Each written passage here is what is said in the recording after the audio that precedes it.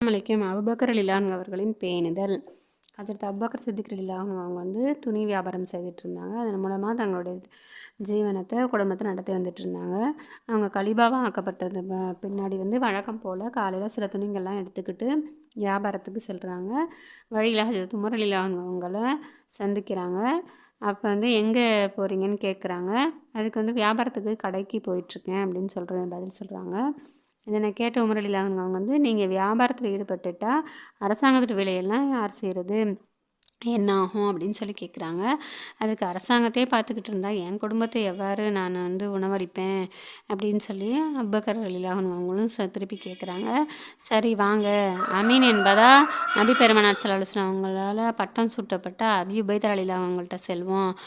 அவங்க தங்களுக்காக பைத்துல் மால் என்ற நிதியிலேருந்து ஏதேனும் ஓரளவு சம்பளத்தை நிர்ணயம் செய்வாங்க என்று உமர் ரலியல்லாஹு அவங்க சொல்கிறாங்க.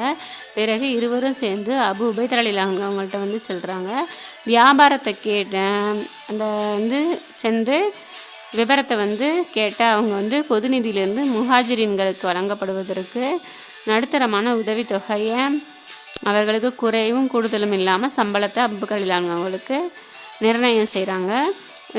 ஒரு தடவை அபூபக்கர் ரலியல்லாஹு அவங்க மனைவி ஏதேனும் இனிப்பு பண்டம் சாப்பிட வேண்டுமென தம்முடைய மனம் விரும்புவதாக கணவர்கிட்ட சொல்கிறாங்க. அதனை வாங்கிறதுக்கு என்னிடம் பொருள் இல்லையேன்னு அபூபக்கர் சித்திக் ரலியல்லாஹு அவங்க சொல்கிறாங்க. அதற்கு அம்மையார் நான் தினசரி உணவுக்காக வேண்டி செலவு செய்யும் தொகையிலேருந்து கொஞ்சம் கொஞ்சமாக சேமித்து வச்சா சில தினங்களில் வாங்கிடலாம் அப்படின்னு சொல்கிறாங்க. அதேமாதிரி சேமித்து வாங்கலாம்னு சொல்லி அபூபக்கர் சித்திக் ரலியல்லாஹு அவங்கள்ட்ட சொல்லும்போது நாம் பைத்துல் மால் நிதியிலேருந்துல நம்ம அதிகப்படியான சம்பளத்தை வாங்கிட்டு இருக்கோம் போல இருக்கே அப்படின்னு சொல்லி அவங்க சேர்த்து வச்ச அந்த மனைவி சேர்த்து வச்ச அந்த தொகையையும் பைத்துல் மால்லையே சேர்த்துட்டாங்க.